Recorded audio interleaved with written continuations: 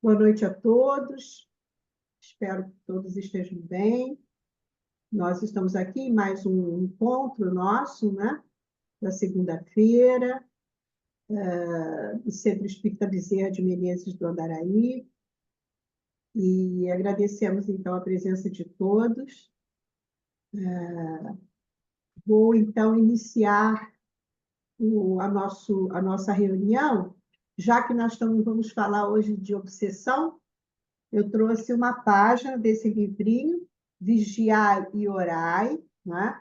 do irmão José, né? pelo médium Carlos Bacelli, e o título é Frequência Vibratória. Todas as coisas e todos os seres vivem interligados. Toda ação repercute. Nenhum ato se isola em suas consequências. Vivemos num emaranhado de ideias e sentimentos. O bem se expande em ondas que cobrem distâncias imensas. O mal se propaga com a mesma intensidade com que é praticado. O que acontece a lures te alcança onde estás. Se te transformares num foco de luz, extinguirás a sombra em torno. O reflexo de tudo que te atinge combina com a natureza dos teus sentimentos. Quem não oferece sintonia para o mal, não entra na frequência vibratória da desarmonia. Então, com essas palavras, nós iniciamos, né, a nossa reunião de hoje, que tem esse tema, né, da obsessão, e vamos orar agradecendo a Deus, a Jesus, a nossa Mãe Santíssima, a nossa Mãe Maior, ao nosso querido Dr. Bezerra de Menezes, que abre a sua casa, as portas da sua casa, para que a gente possa realizar esse trabalho, a todos os diretores espirituais desse trabalho, nós agradecemos, pedimos sempre o amparo e a proteção para os nossos lares, os nossos familiares, para toda a comunidade do Andaraí, para todos aqueles amigos que sabemos nesse momento estão levados pela espiritualidade no salão da nossa casa. E nesse momento queremos fazer um pedido especial ao querido Dr. Bezerra de Menezes, que acolha, que abençoe, que ajude no tratamento o querido João Marcos, o pai do nosso João Marcos Filho, que está aqui conosco, e nós não precisamos dizer mais que o doutor Bezerra sabe do que ele precisa, e que o doutor Bezerra esteja ao seu lado, recebendo ou prodigalizando a ele o que for necessário. Então, muito obrigado, Jesus, assim seja. Então, nós estamos aqui com o nosso... Cadê ele? Oi, João Marcos.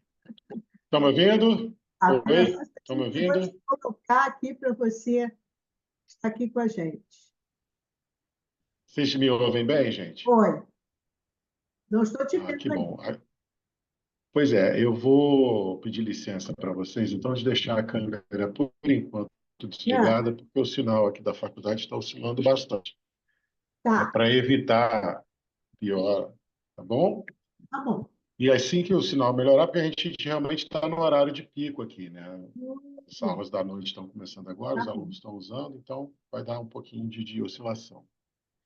Mas agradecendo sempre, mais uma vez e sempre, a caridade que vocês me proporcionam de serviço no Evangelho. Muita felicidade estar aqui com vocês sempre, né? E hoje a gente foi pedido para a gente falar sobre obsessão. Obsessão é um tema complexo, porque eu gosto sempre. A segunda metade do século XIX foi muito interessante para o planeta Terra. Você tem aí na década de 50, o lançamento de O Livro dos Espíritos, né? Um pouquinho depois teve o marxismo, né? E o materialismo histórico. E no final do século, Freud cria coragem e publica, né, a interpretação dos sonhos, inaugurando a psicanálise, sendo que os conceitos psicanalíticos, né, os conceitos que depois Freud foi aprimorando, já haviam nascido, né, no final do século XVIII. Então é muito interessante a gente ver, né, eu pelo menos acho muito interessante ver tudo isso nascendo mais ou menos no mesmo tempo, né? A questão do espiritismo e principalmente a questão do espiritismo com a psicanálise. E por que eu estou introduzindo dessa forma, né? A obsessão, apesar de Kardec ter falado bastante, né, e a literatura doutrinária espírita, com Sueli Caldas Schubert, Martins Peralva, o próprio Chico, né, falarem bastante sobre Divaldo, não pode esquecer do Divaldo, né? Falam bastante sobre obsessão. O tema da obsessão ainda é um tema de maior interesse dos vieses psicológicos, psicanalíticos. De uma forma geral, nós, das ciências do comportamento, ainda lemos a obsessão como uma fixação de ideia, um pensamento que atua de modo repetitivo e fixado objetalmente, né? O desejo do pensar está sempre fixado e restringindo a um objeto, a um grupo muito restrito de objetos, de intenções, né? Causando consequências padronizadas e repetitivas. O que, se você parar para pensar, não difere tanto da definição doutrinária de obsessão. Segundo Allan Kardec, a obsessão é uma forma de influência persistente de um espírito sobre o outro, que pode vir desde uma obsessão simples, né? Quando o espírito influencia moralmente de forma leve, até mesmo uma fascinação e uma subjugação, né? A gente sabe também que, doutrinariamente, os motivos que permeiam a obsessão têm a ver com questões de dívida. Geralmente, quando o espírito se sente lesado ou foi prejudicado, né, pelo outro irmão, é que se dá essa obsessão. Lendo sobre as questões doutrinárias da obsessão, a gente pode ver padrões obsessivos até mesmo entre espíritos desencarnados. E também a parte psicológica vê padrões obsessivos entre espíritos reencarnados, né? Pessoas reencarnadas podem se interobsediar, né? A gente vê muito isso na questão da psicologia e da psiquiatria, as pessoas com personalidade dependente, que se entregam a relacionamentos totalmente tóxicos,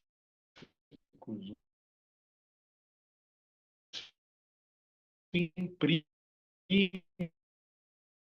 dano, inclusive, emocional, funcional. O fato é que o que eu queria trazer para a gente pensar junto nessa noite é a questão do poder do pensamento. Quando a Jurema me pediu para falar de obsessão, desde o dia que ela me pediu, eu venho pensando muito nessa questão, né? Vamos voltar um pouco os aspectos doutrinários relacionados, né? Quando Kardec pergunta o que é o espírito, o espírito da verdade vem nos responder o princípio inteligente do universo.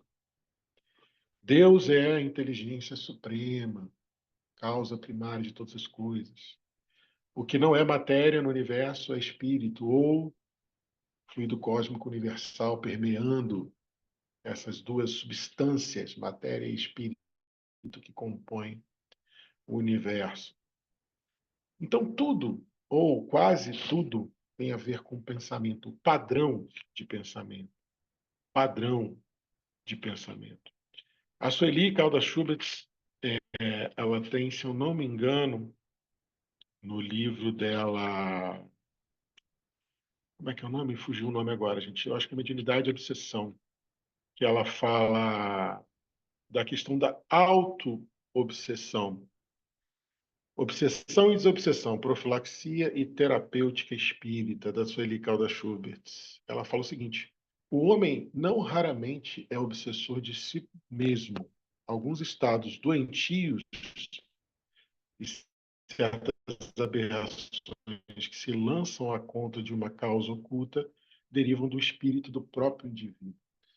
E aí isso encaixa perfeitamente no argumento que eu quero trazer. Nós somos o que nós pensamos. Se somos espíritos hoje reencarnados, o fato é que, independente do seu estado dimensional, o que você é de verdade e sempre será é um espírito. E o espírito é o princípio inteligente do universo. Então, em sendo todos nós espíritos, o que realmente conta como fator, artefato da sua existência é o seu pensamento. E é justamente pelo pensamento que a obsessão começa. A literatura espírita ela traz para a gente inúmeros exemplos de como que, do mesmo jeito que você pode ser invisível aos demais espíritos por conta do seu padrão vibratório, ou seja, do seu padrão de pensamento, se você baixar o seu padrão de pensamento através de uma recrudescência, uma rebeldia insistente em se entregar à lei divina, única garantidora da nossa felicidade, você vai poder ser detectado nos radares intelectivos daqueles nossos irmãos a quem nós devemos. E aí, a conexão desses pensamentos, né, se dá por afinidade. A gente pouco sabe de como isso ocorre de verdade, mas a afinidade de intenções, a afinidade de paixões, a afinidade, e eu ouso dizer, a afinidade pela qual você e o irmão a quem você deve leem, entendem, interpretam e praticam a lei divina, é que mantém e sustenta essa relação parasitária, extremamente necessária para o estabelecimento do perdão, né, para a restauração do bem, para aquela formulazinha que Kardec dá para apagar os seus erros, lá em Céu e Inferno, né, ele fala, para apagar qualquer traço de qualquer erro ou qualquer ofensa além divina que você fizer, você vai ter que se arrepender, sofrer as consequências dos seus atos, que é a expiação, aprender com essa expiação, restaurar o bem que você impediu de acontecer com a sua ignorância da lei divina e depois ser provado sobre isso. Apesar dessa relação obsessiva ser extremamente parasitária, né, e cabe lembrar, a Sueli também fala nesse livro, Profilaxia Terapêutica Espírita da Obsessão e da Desobsessão, ela fala também que a desobsessão é uma cura para ambos, para tanto o espírito obsidiado quanto o espírito obsessor. E nisso ela quer dizer uma coisa importantíssima. Quando eu sou obsidiado, e realmente vai ser um pouco difícil, eu acredito que vai ser um pouco complicado vocês entenderem a minha fala, mas eu tento explicar. Fiquem à vontade para me contrapor. E quem não entender, por favor, levante a mão que eu tento explicar novamente. Mas a partir do momento que você permite ser obsidiado, e é muito importante que a gente entenda que eu permito ser obsidiado, eu automaticamente estou sendo pedra de tropeço para o irmão que está me obsidiando. Como o nosso pensamento é dicotômico e não é poliárquico, ou seja, nosso pensamento não trabalha em rede, para nós é muito difícil entender qualquer coisa que não possa ser dicotomizada, ou seja, para a gente só existe bom ou mal, claro ou escuro, preto ou branco, bem ou mal. É muito difícil você entender as nuances que permeiam essa dicotomia, que assim se chama, para pensar em rede. Por isso é difícil a gente entender que quando eu me permito ser obsidiado, eu automaticamente estou sendo pedra de tropeço para o irmão que está me obsidiando. Ou seja, eu sou tão vilão quanto ele.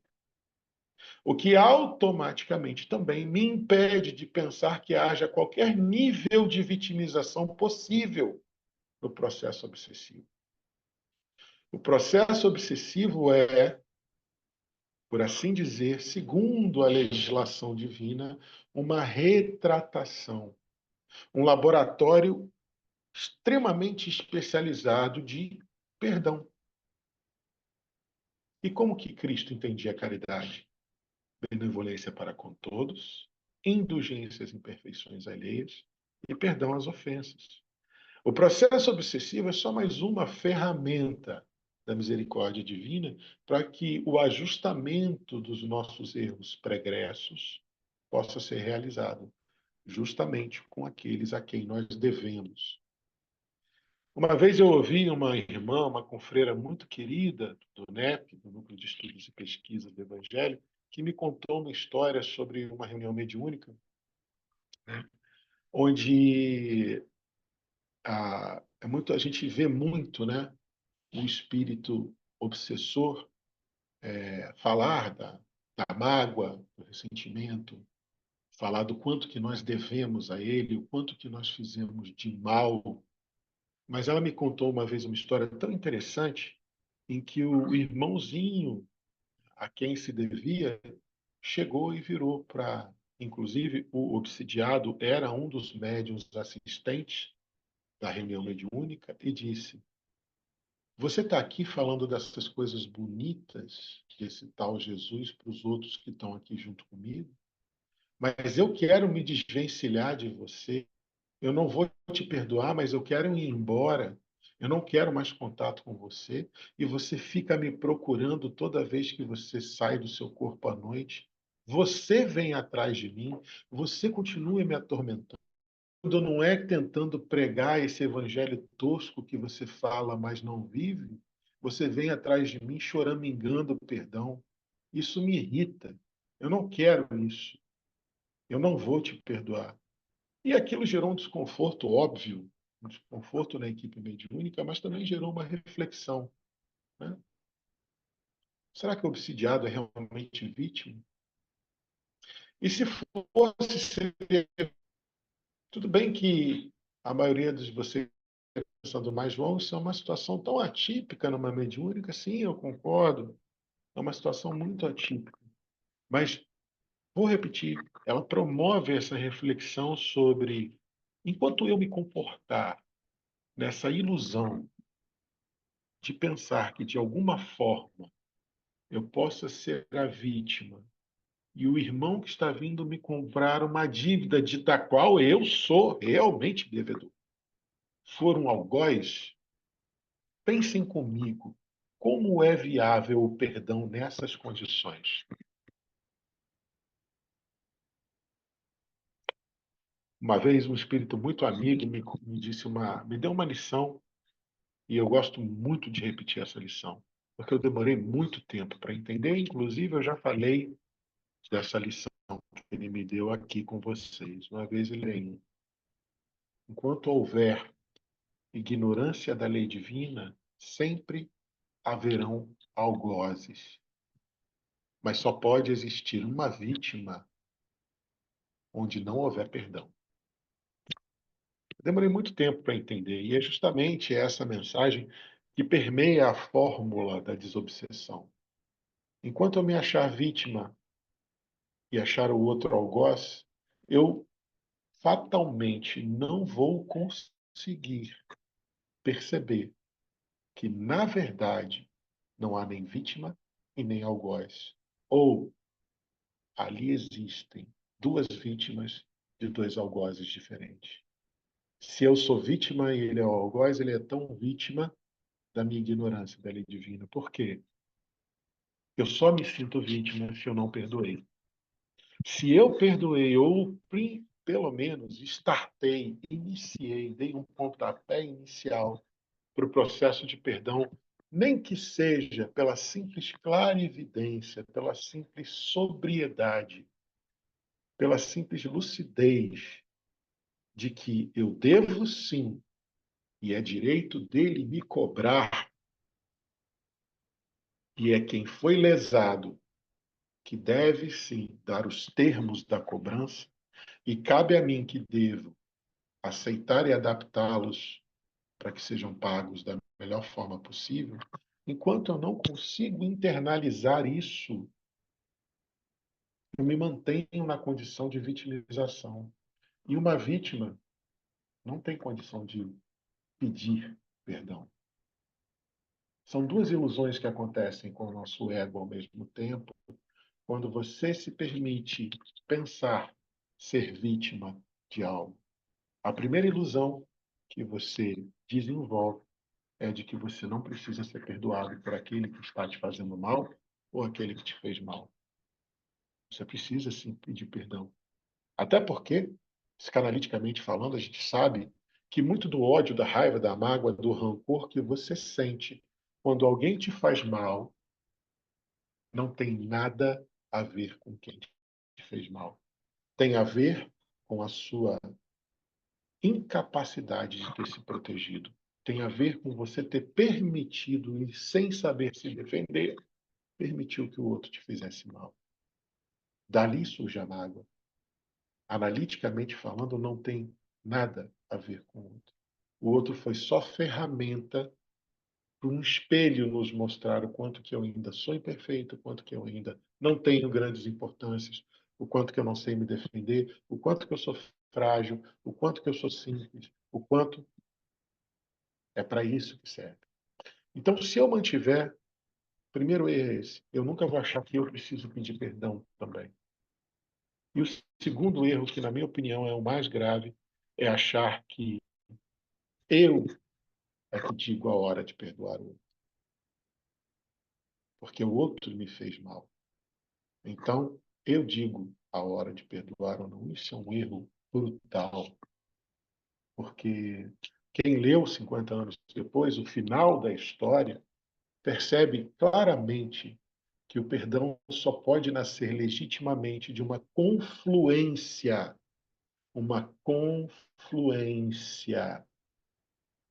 de mudanças afetivas, de padrões de pensamento. Achar que você detém a hora certa de perdoar ou de ser perdoado é uma ilusão. O perdão natural, o perdão orgânico, o perdão legítimo e verdadeiro só pode nascer quando o espírito que você é se afiniza com o espírito que eu sou. E nós, desde o início, viemos falando: o espírito é o princípio inteligente do universo. Então, só pode haver perdão quando o meu padrão de pensamento se afinizar com o seu. E como se afiniza? Só existe uma linguagem no universo inteiro que une os pensamentos de ponta a ponta de todos os multiversos possíveis, de um extremo ao outro do universo.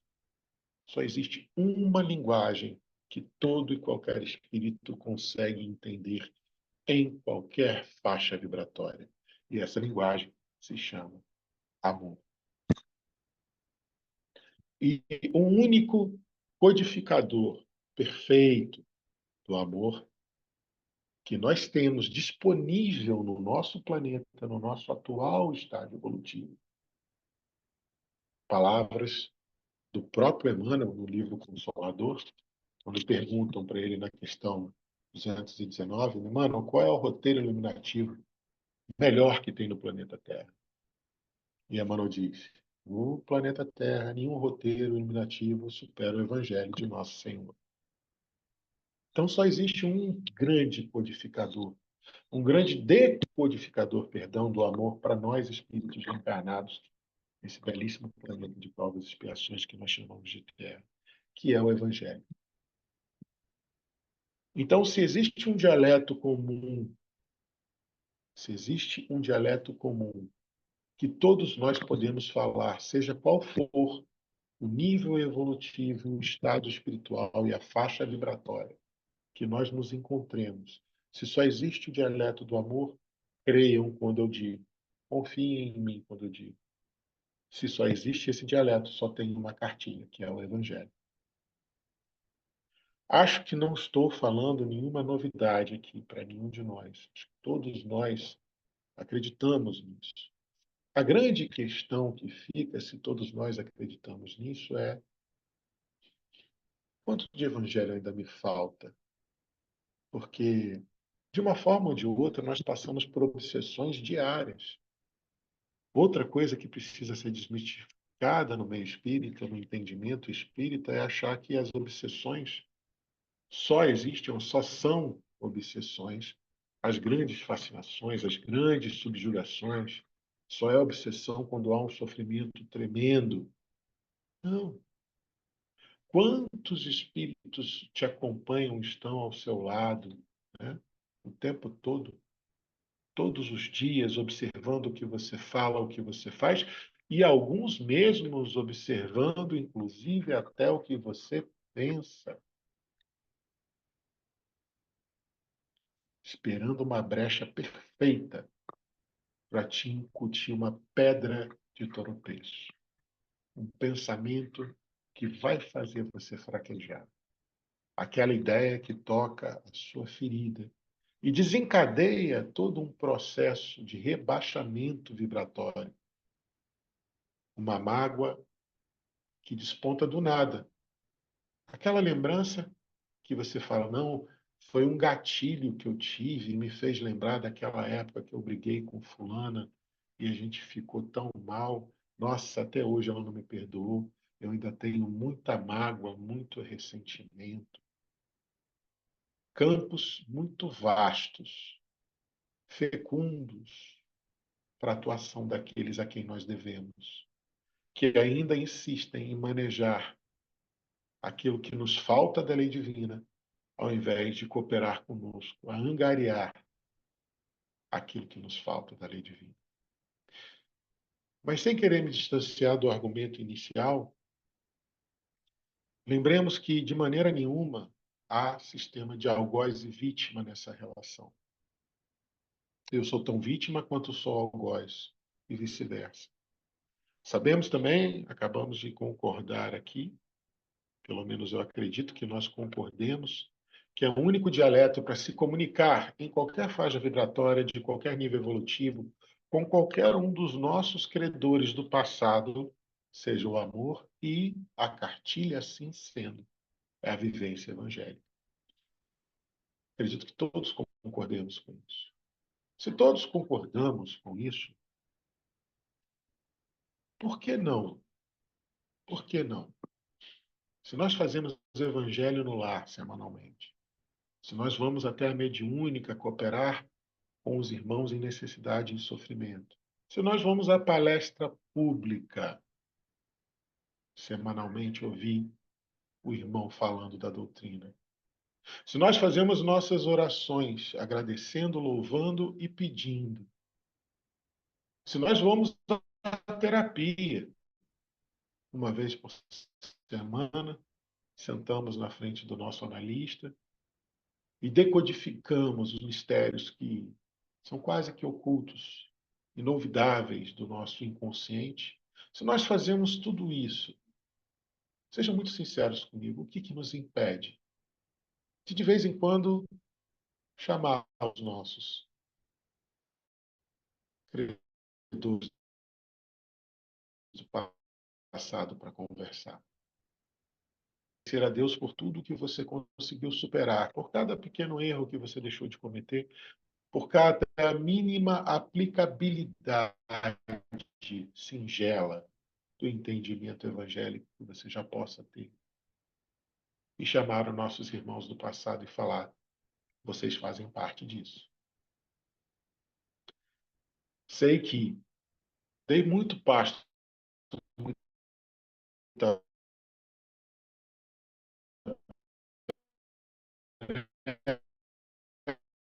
brecha para vocês entrarem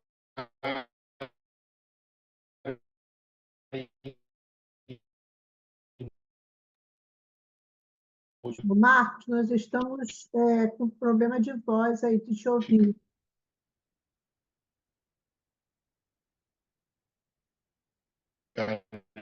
Oi. O programa não deve ser para todo mundo, não, porque eu estou ouvindo ele muito e bem. tal, direta de vocês tentando me fazer tropeçar, grudar.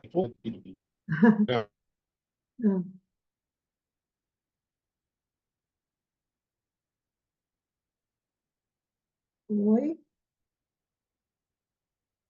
Agora caiu o áudio dele. É, Ele caiu, Jurema, caiu o áudio. Mas caiu. eu também não estava ouvindo, ele Tá estava bom, falhando. novamente.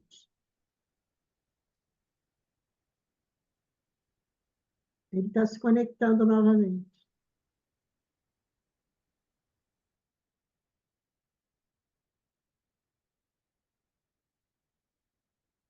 Daqui a pouquinho ele volta. João Marcos, você desligou o seu microfone.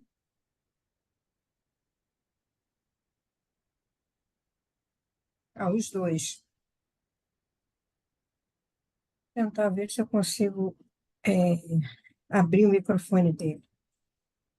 Pronto, vocês estão me ouvindo? Oi, agora sim. Assim. Agora sim, estão me ouvindo?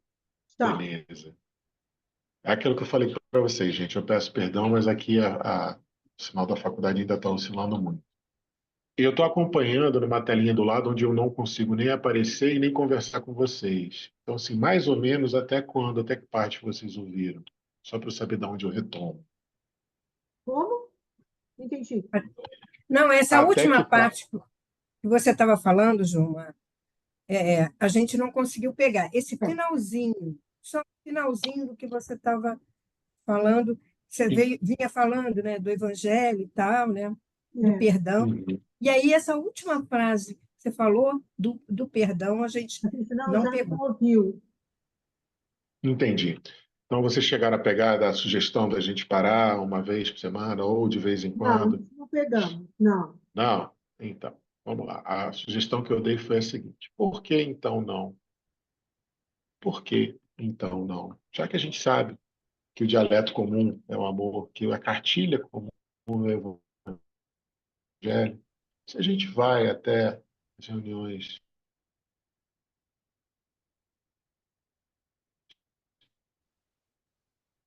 públicas, tomar nosso. Se você participa de reuniões de desobsessão ou da mediúnica, ajudando, cooperando ou sendo ajudado, se você vai, inclusive, se você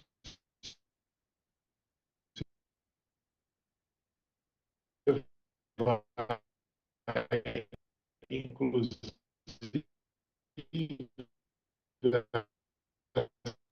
Agora não está dando para ouvir nada. É,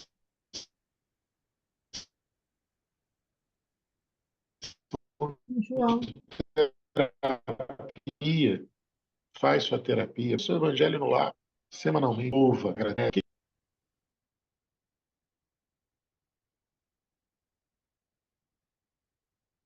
João, o seu microfone está desligado de novo. Oi, pronto. Voltou novamente, gente? Voltou. Voltou. Já é.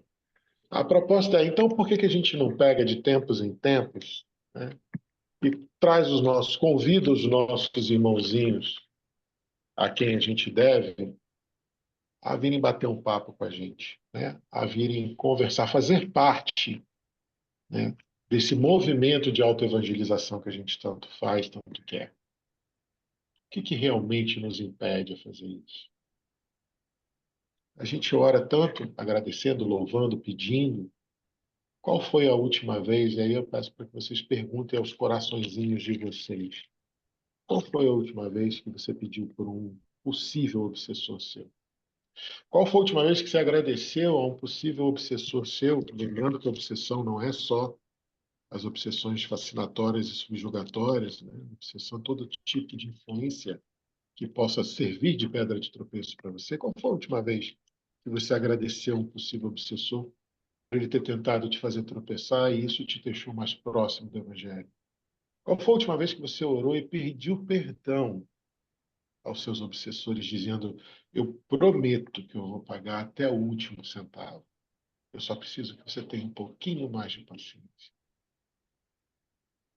Eu tenho um grande amigo da doutrina espírita que toda vez que ele faz uma ação que ele julga boa, né, ele para, levanta o dedinho e fala assim: galera, a quem eu devo? Vocês estão vendo, né? Ó, tô melhorando, hein? Tô melhorando, hein? Se liga. Ele gosta muito de fazer isso e realmente é muito engraçado, porque a gente não para pensar nessa grandíssima rede cooperativa que é formada a partir disso. Lembrem-se, de forma nenhuma o processo obsessivo é algo patológico, apesar de ser uma relação parasitária, mesmo assim, ela é uma ferramenta de restauração, uma ferramenta da misericórdia divina.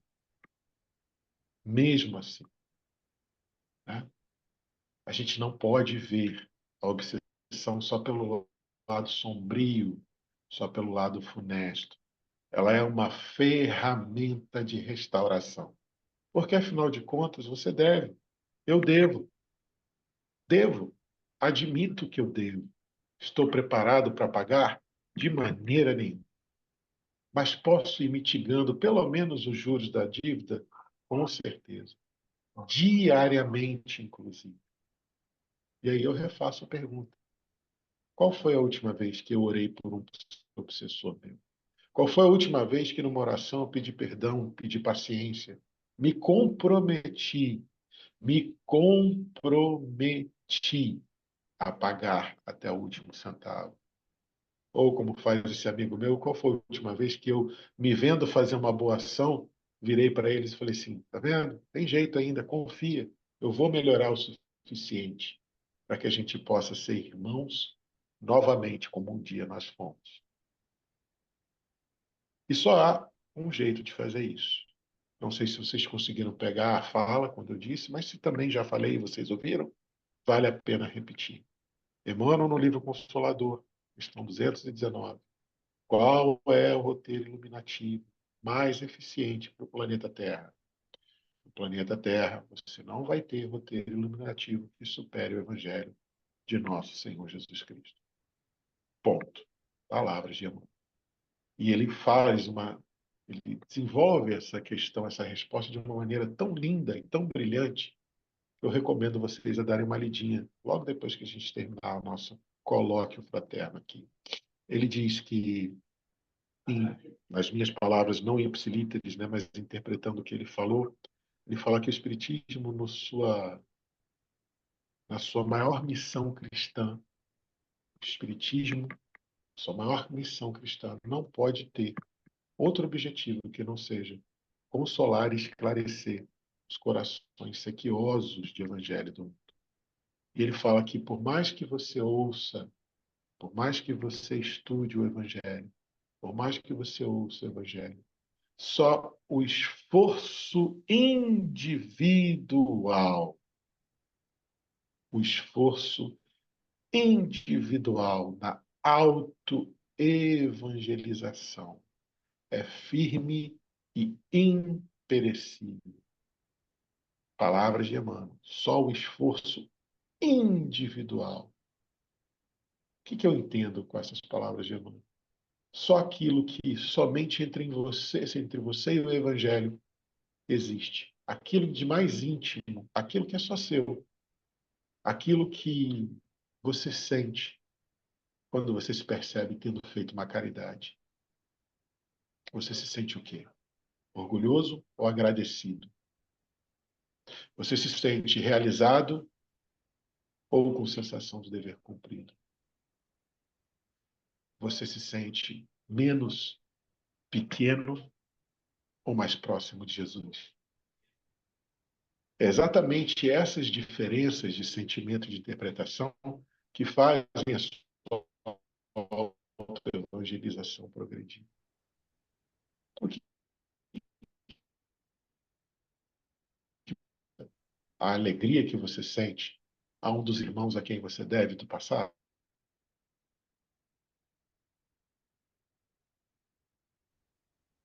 você sofrimento.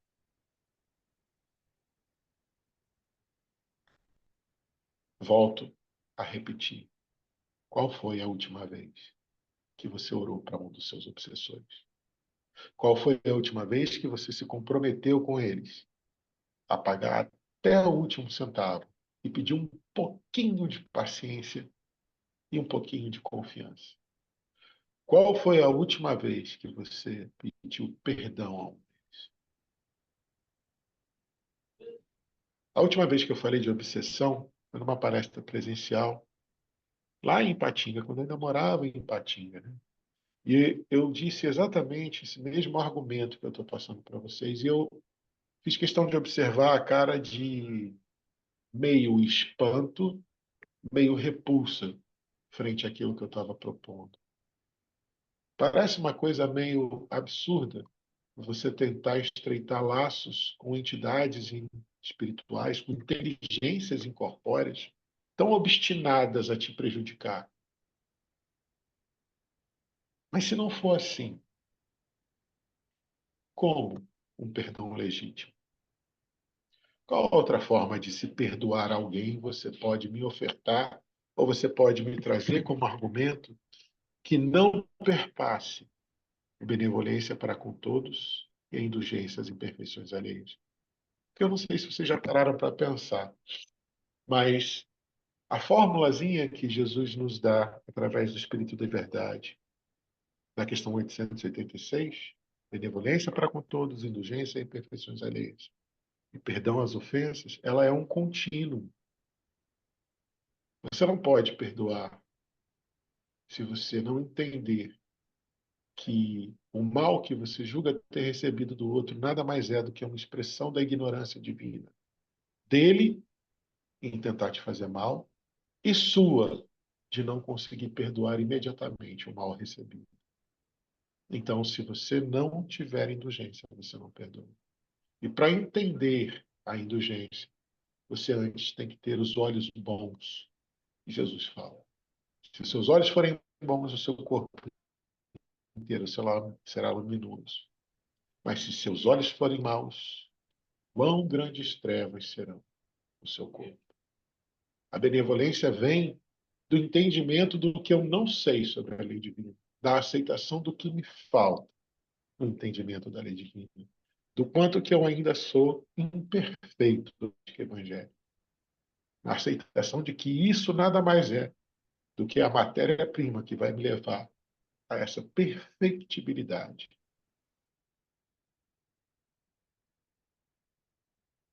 Diz a resposta da 886. Para com todos. E com todos inclui a mim mesmo. A benevolência nasce quando você acolhe a sua incapacidade, a sua imperfeição, e entende que aquilo é a matéria-prima para você se aproximar de Deus. E aí você consegue dar um passo adiante, que é a indulgência. Quando eu aceito a minha imperfeição, eu estou um passo mais próximo de entender a imperfeição do outro. E aí sim eu consigo perdoar. Porque eu sei que eu preciso da caridade dele, tanto quanto ele precisa da minha. Não existe vítima onde existe perdão. Não existe algoz onde há o mínimo entendimento da lei divina. E aí, mais uma vez, para que a lei divina cresça dentro da consciência de cada um de nós, que é onde está escrita a lei de Deus, para que essa consciência da lei divina se expanda, é necessário que a gente caminhe nas trilhas pedregosas, tortuosas, e por muitas vezes ferinas da autoevangelização. Superar a si e superar aquilo de você que te afasta de Deus. Dói, é difícil, trabalhoso, demanda um tempo absurdo. Mas vou repetir as palavras de Emmanuel.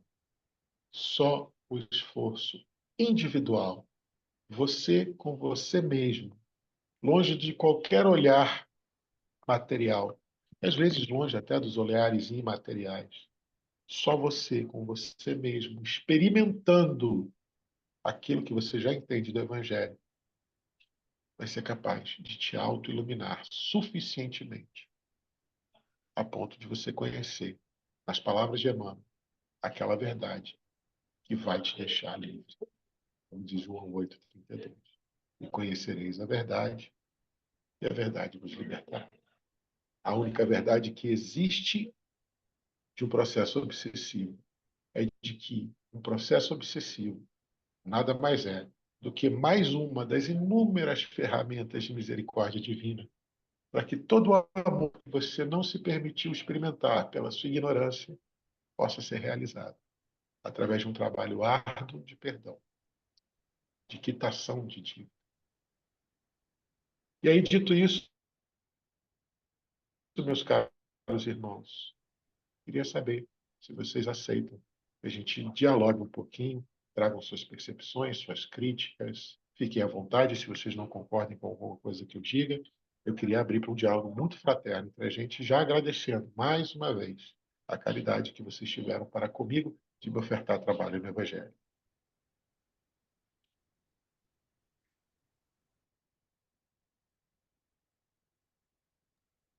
A gente, a gente não te viu, mas te ouviu e foi maravilhoso, sabe, Gilmar?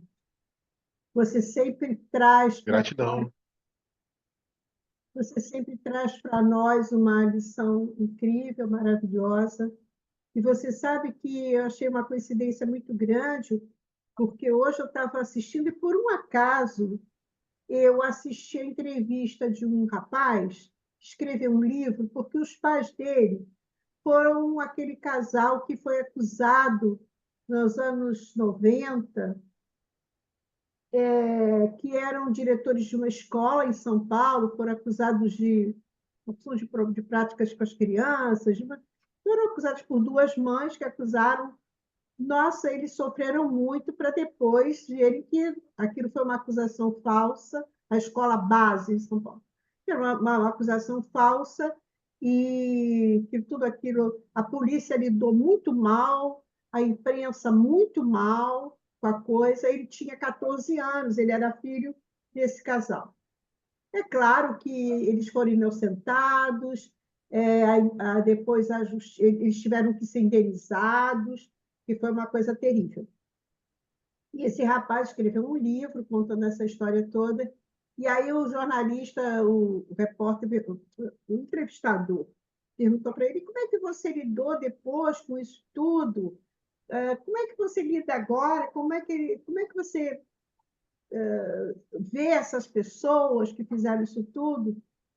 Ele falou assim: olha, eu perdoei todo mundo. Aí o rapaz falou assim: você perdoou o delegado? Sim. Você perdoou aquelas pessoas que acusaram seus pais? Sim, mas ele falava de uma maneira tão tranquila. Ele falou assim: porque eu não teria condição de continuar. Como é que eu ia continuar a minha vida? Os meus pais, antes de morrer, eles falaram para mim: perdoa, segue a sua vida, vai em frente, procura esquecer tudo e vai em frente. Foi o que eu fiz. Então, aí o rapaz assim, mas peraí, você perdoou as acusadoras? Eu perdoei, porque eu precisava, foi uma libertação para mim, senti um alívio tão grande quando eu perdoei. Então, o perdão é uma libertação, né? Tanto para um como para o outro, de um lado e do outro, é uma grande libertação. Então, é o segundo momento aí que você está falando hoje de perdão. Eu também fiquei muito impressionada hoje à tarde ouvindo essa palestra sobre o perdão. E me lembro também de uma vez fui aconselhada também por uma entidade espiritual, um amigo espiritual, que eu orasse também, pedisse perdão toda noite. Então, eu pedia perdão se por acaso tinha alguém ali ao meu lado, ou estava ao meu lado, se eu tinha feito algum mal, que eu pedia perdão e que eu eu procuraria nunca mais repetir aquilo que eu já tinha feito. Durante um bom tempo, eu fiz isso. Então, agora foi muito bom escutar todas essas suas palavras. E eu passo agora a palavra para o Augusto. Sim, sim. Toda essa reflexão nos leva ao entendimento, à busca do entendimento do significado reencarnatório. Em cada existência, no espírito imortal, está a possibilidade dele evoluir. Mas, para isso, precisamos entender o que significa essa palavra. Porque ainda muito voltado para as questões da matéria, a gente pensa que evoluir é o êxito material, é o conforto que se leva quase que uma existência toda para garantir uma velhice ou garantir a segurança material da família. Mas nós sabemos que tudo isso, por mais potentosa que seja esse grupo familiar, sempre haverá o sofrimento. Tanto com aquele que tem o sofrimento, a materialidade plena diante do que ele pensa, como aquele que não consegue materialmente se estabelecer.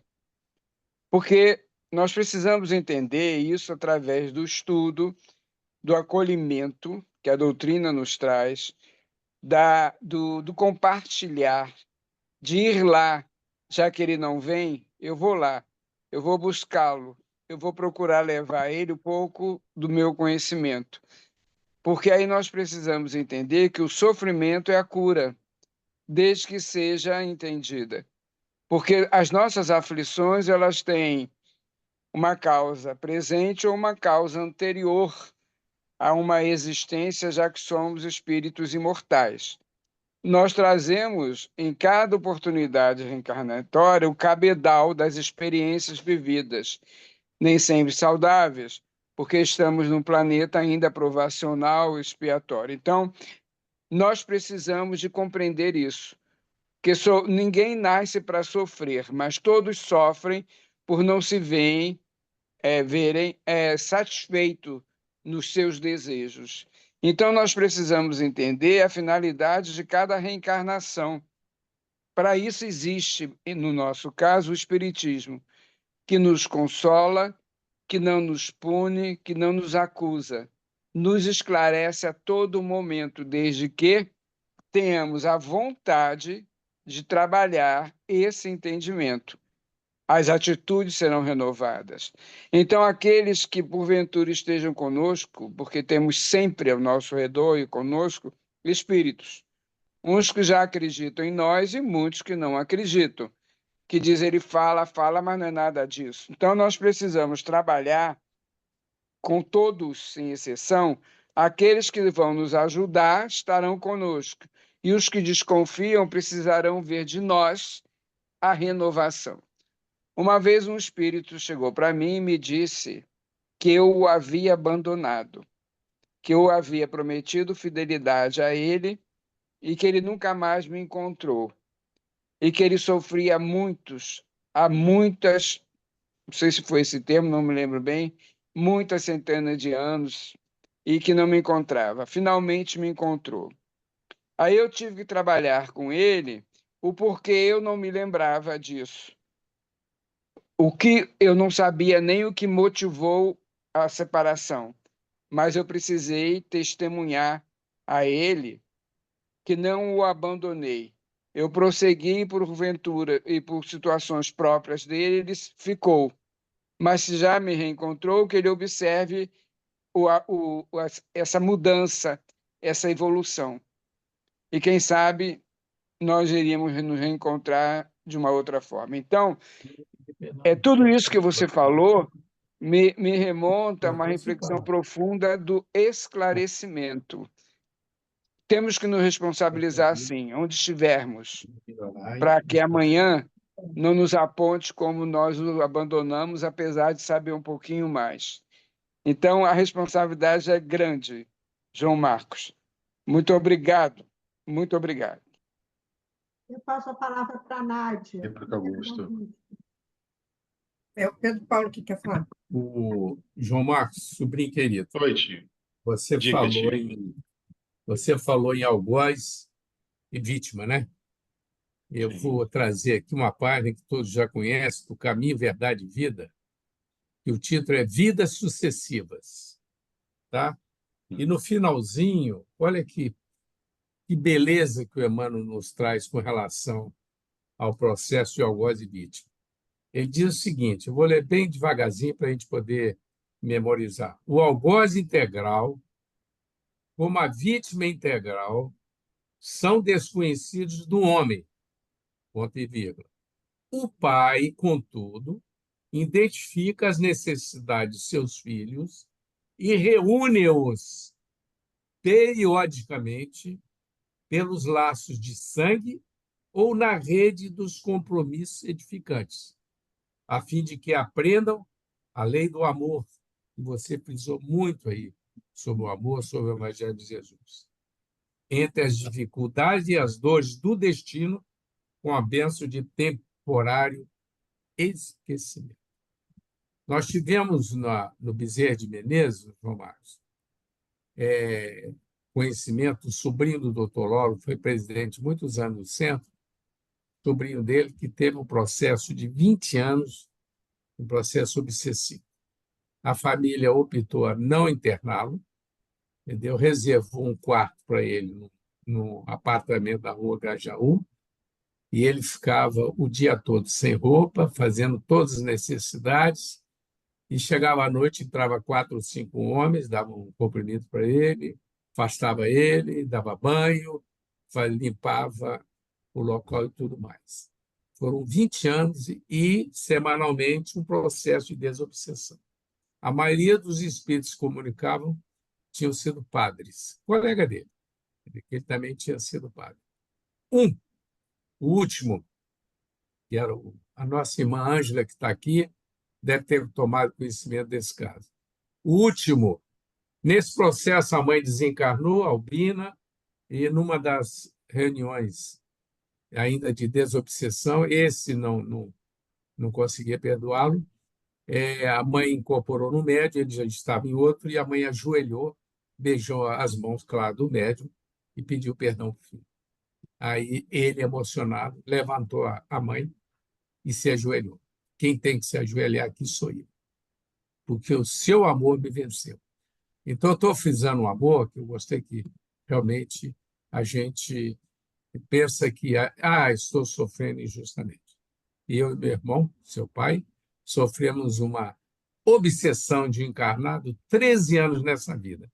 Quando eu comentei com a dona Ivone Pereira, aliás, João Marcos, foi uma médium que trabalhou muito esse tema de obsessão e desobsessão. Ela falou assim: Pedro Paulo, eu tive obsediada por um encarnado 22 anos, mas não explicou, também não perguntei, entendeu? Então, eu só queria dar esse detalhe, esse depoimento, porque é um assunto que a gente deve.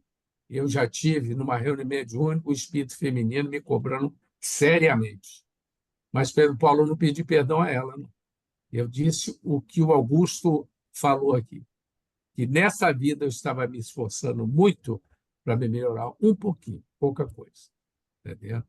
Mas esse espírito foi, mas não deu para a gente dialogar, não. Ela estava muito brava comigo.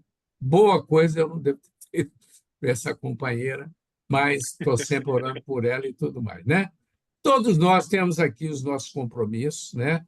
A gente sabe disso, e a gente vai praticando o bem de uma maneira ou de outra, entendeu? Vamos ter outras encarnações para a gente poder, cada encarnação, pagar uma prestação da dívida. Jesus nos abençoe. Mais alguém gostaria de fazer algum comentário? Eu, Oi, eu. Fala. João Marcos, eu tenho que te agradecer de coração a ideia que você me deu, tá? Gratidão Eu, recíproca. uma vez, numa mesa mediúnica junto com a minha mãe, eu fiquei sabendo que, por um espírito que foi para o médium, que eu e minha mãe prejudicamos alguém há muitas encarnações atrás, e nós duas estávamos vindo há muito tempo juntas, porque precisávamos consertar o erro, e até hoje não conseguimos consertar. Por sinal, ainda vamos vir juntas muitas vezes para tentar consertar isso aí. Mas o que me chamou muito a atenção naquela época foi que eu não era espírita, tá? Eu não tinha nada com espiritismo. Eu achei aquilo muito interessante, porque eu jamais imaginaria uma coisa daquela. Mas tentei não abandonar mais a minha mãe e fazer o melhor que eu posso. Mas a ideia que você deu foi de pedir perdão. Depois que entrei para a doutrina, eu disse à pessoa para quem eu prejudiquei, quando eu desencarnar, eu vou te pedir perdão de joelho, porque hoje eu tenho conhecimento do que eu já fiz com alguém, né? Então, alguma coisa que eu já fiz com alguém. Mas que essa ideia que você me deu foi ótima, e eu vou seguir ela. Obrigada, meu amor. Eu vou pedir perdão todas as vezes que eu puder, para não sei quem que eu prejudiquei. Brigadinha, coração. Bom, pessoal, Gratidão, Ivane, maravilha. bom, nós estamos então já chegando ao final, né, da nossa. Prima, a A Ângela Ângela, quer falar. A Ângela, A Ângela, cadê ela? Oi, Ângela, fala. Eu queria fazer um Oi, relato Ângela, rápido, fala. porque meu filho, Miguelzinho, quando ele tinha, era bem novinho, era bebê ainda, eu tratava com o doutor Lau, né, e o doutor Luiz, mas ele não tinha nada, estava assim, parecia bem, mas chegava um horário, acho que era 6 horas, mas ele desatinava a chorar, então chorava ele e chorava eu, né, porque é um choro que não parava, não parava, eu amamentava e tudo, mas nada passava. E aí o papai, né, lá no Bezerra, eles faziam as reuniões de desobsessão, acho que eram as quartas, né? E lá se manifestou um espírito irado, eu não me lembro qual foi o médium, irado, que ia acabar, eu vou destruir os dois. Se referindo, começando com meu pai, né? Se referindo a mim e ao meu filho. E o meu pai argumentou ele, mas ele é um bebezinho. Ele E Ângela, bateu, por eu nunca favor. vou me... Oi. É porque ele deu uma congelada. Ah, e aí ele bateu com a mão, o médium bateu com a mão na mesa, mas já foi um homem, assim, berrando, né? O meu pai argumentou que era um bebezinho. Então, a gente teve que fazer o trabalho, ele lá, né, nas reuniões, e eu, no que o João Marcos falou, todos os dias eu orava, né, chorando e pedia perdão. Eu não sei a quem, né, aquele irmão, e não sei por quê, mas justamente era pedindo perdão, não era sai daqui, não tem como, não tem outro caminho, né, era pedir perdão. E assim, né, acabaram aquelas sessões de chororô naquele horário, mas meu filho chorava muito. Nossa, sem razão. Mas a gente conseguiu. Então, quando ele falou do pedir perdão, é isso aí, né, João Marcos? A gente tem que pedir perdão, porque a gente, graças a Deus, a gente sabe que a gente fez alguma coisa, né? Mas sem saber, tem muito tempo isso. Meu filho já está com 35. Mas é isso, obrigado, João. gratidão recíproca, Ângela. Foi muito bom. Bom, mais alguém gostaria de falar alguma coisinha? Então, nós Só estamos. agradecer ao João Marcos, porque foi muito. muito, muito bem. A gente está levando muita reflexão, né? É perdão em cima de perdão. E uma vez eu. Não, porque a gente não sabe dos nossos compromissos, né? Mas uma vez eu estava passando com um problema sério, né? E eu fui, me ajoelhei e agradeci e pedi perdão às minhas mães, porque a gente já teve tantas mães, e eu, como mãe, estava passando por um problema muito sério. Ai, mãe, se essa dor a minha mãe sentiu, as minhas mães sentiu, então eu peço perdão, porque fui eu que causei isso que eu estou passando agora. Então, a gente tem que pedir perdão até pelas. Justamente porque a gente não sabe o que foi. Mas eu acho que o esquecimento ainda é benévolo, porque se a gente souber como o obsessor sabe, ele sabe melhor do que nós quem somos. Porque às vezes ele vem na reunião mediúnica e fala: quem é você para falar assim comigo? Eu sei muito bem quem você é. Aí a gente tem que engolir em seco e falar que nem o Pedro Paulo falou. Não, mas a gente está se esforçando nessa, né? Mas ele sabe quem a gente foi. O É, negócio é esse. Então, daí o perdão, né? Então, a gente tem que realmente exercitar esse perdão todos os dias, até porque você não sabe o que que é. e essa Melhor questão que do não saiba. perdão, Nádia, ela é tão complexa. Você me fez lembrar de uma história logo que eu comecei a minha vida na psiquiatria, né? Para quem não sabe, eu comecei minha vida médica como médico de família e comunidade, fui quase 20 anos médico de família e comunidade, e há quase uma década atrás, comecei a me dedicar especificamente à psiquiatria, porque foi o chamado que eu recebi interno, né? eu perguntei assim, o que que eu envelheceria feliz fazendo na medicina? E aí a psiquiatria me cobrou novamente, porque no início da minha carreira de estudante ela já tinha dado os sinais e eu que não quis entender. E desde que eu abracei a psiquiatria, Nádia, acontece comigo umas coisas muito interessantes, né, com os pacientes. Eu trabalho aqui no Espírito Santo, no pronto-socorro psiquiátrico do sul do estado, chamado CAPAAC. É um manicômio mesmo, né? A gente trabalha muito, tenta fazer sempre o melhor, mas o status ainda é de manicômio. Eu fico lá no pronto-socorro, na porta, que a gente chama, e também eu estou plantão lá todo domingo, e eu fico responsável pelos 22 leitos psiquiátricos que ficam na parte interna dessa instituição, né? Então, eu tenho que transitar pelo pátio, eu converso com os pacientes, né? Você tem uma interação humanizada. E, vez por outra, eu sou abordado pelos pacientes com situações muito inusitadas, né? E eles me falam coisas que, para quem não tem um ouvido espírita, entenderia como só loucura. Mas para quem tem um ouvido minimamente espírita, para pensar. Uma vez eu cheguei, logo que eu comecei a trabalhar lá, eu passando para atender um paciente na enfermaria e tal, nessa ida e volta, eu estou vendo uma senhora sentadinha no jardim, me observando. E eu passei e falei, boa tarde, tudo bom com a senhora? Ela, tudo bem. Aí ela ficou me olhando, é você mesmo? Aí eu falei, provavelmente sim, se o seu coraçãozinho está dizendo que sou eu. E passei, daqui a pouco eu voltei de novo. Aí ela ficou me olhando, eu falei assim, e aí, sou eu ou não sou? Brincando, né? A gente brinca com a psicose, a gente acolhe a psicose como uma brincadeira de criança mesmo, saudável, sem preconceito, né? Ela ficou quieta, me lembro. Na terceira vez, já de noitinha, eu passei, ela veio andando na minha direção assim, falou, posso pegar na sua mão? Eu falei, pode. Ela pegou na minha mão e falou assim, me perdoa, por favor. Na hora que ela falou, me perdoa, Nádia, sabe quando corre aquele arrepio do seu perispírito até o fio do cabelo? Aí eu Sei, falei assim, sei você bem. está. Sabe, eu falei, você está perdoada desde o momento que você me causou qualquer mal, achando que eu estava abafando. Aí ela botou assim um dedinho no meu nariz e falou assim: não, não, não, porque até ontem você me odiava. Eu falei, ih! E aí eu Não parei adianta assim: é enganar. mesmo. É, até o perdão tem que ser construído de uma maneira legítima. Eu poderia ter perguntado, já que eu embarquei nessa visão mais espiritualizada, por que que eu não perguntei? De que exatamente você está pedindo perdão para eu poder te perdoar? Não, quis dar uma de superior. Falei assim, não, desde o minuto que você me causou mal, você está perdoado, achando que estava abafando.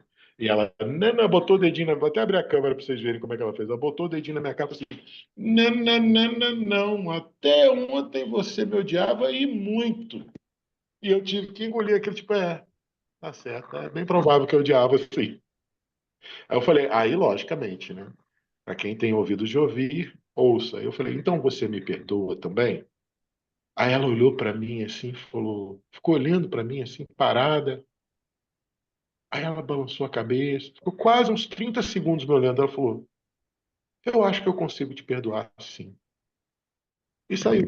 Virou as costas para mim e foi embora, É, né? dentro do manicômio.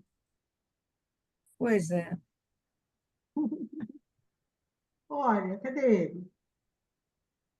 Aqui, Peraí, cadê ele? Perdi ele aqui. Mas, Tô aqui. você está aqui, pronto. Mas, João Marcos, a gente quer te agradecer muito esse teu esforço, teu Gratidão empenho. recíproca. Poxa, você aí em Bom Jesus e foi ótimo. A gente não via a sua Gratidão, imagem, gente. foi muito bom. Foi uma lição Agradeço muito. que tocou nosso coração.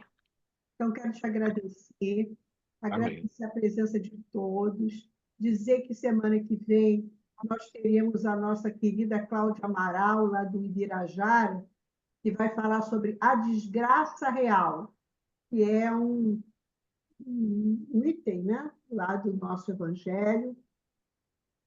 Então, pessoal, vamos nos despedir. Eu quero pedir a Pedro Paulo, o tio, dois tios aqui, tem que fazer uma escolha. Eu vou pedir ao tio para fazer a prece, né? Vamos orar novamente pelo João Marcos, né? Pai, Agradeço. tá bom? Você pode fazer a prece final? Eu. Isso. Sou eu? Sou eu. É porque tinha outro tio, é André Luiz, mas ele saiu. Eu fiquei entre os dois tios. Aí, E o pai do João Marcos está aí, o outro João Marcos aqui, mas ele está quietinho. Não, não, Não, não é não. Sou Ah, não é eu não? que entrei de novo. Ah, você Sou eu de percebe. novo. Não, porque você falou que ele é levadinho, porque ele está no CTI. Ah, não, mas ele no CTI ele manda mensagem para todo mundo no Eu celular. sei, ele voltou hoje para o CTI, complicou lá a saúde dele, entendeu? Mas vai dar tudo certo. Com a Então, graça de Deus, né, agradecer gente? a Deus, nosso Pai maravilhoso, a Jesus, esse irmão mais velho, a Mãe Santíssima, mãe de todos nós, a espiritualidade ligada à nossa casa Seberman, é a oportunidade de estudar mais um tema muito importante em nossas vidas, em saber que tudo tem a razão de ser, e reforçando e, e repetindo, o algoz integral e a vítima integral só é conhecida de Deus, que nos reúne periodicamente para o reajuste, chegando ao amor. Quero pedir por toda a humanidade, por todos os seres, principalmente esses irmãos internados em casa de saúde mental, que muitas vezes são processos obsessivos, tanto para um lado como o outro. Pedir pelos países conturbados, pelos lares, pelos jovens e crianças, pelos velhos, e por aqueles também, Jesus, que trabalham na sua seara. Que possamos ter uma boa noite e sempre ligado ao bem. Que assim seja. Amém. Amém. João Marcos, João Que Marcos, assim muito seja. obrigado. Tá, Jesus. Gratidão, gente. Amém. Obrigada, Olha, João Marcos. Obrigada. Gostei muito, hein, João gratidão. Marcos? Obrigada. Gratidão, gente. Obrigada. Gratidão, gente. Magda Fiquem com Helena, Deus. Maristela. Tchau, Tchau. tchau, gente. Fiquem com Deus. Tchau. Tchau, Boa tchau. noite a todos. Tchau. Boa noite. Obrigada pela presença, Maristela. Lúcia, lá de Campos do Jordão. Gente, Boa noite, gente. Obrigada, hein? Gratidão. tchau, tchau, gente. Até a próxima. Tchau. Tchau, Augusto.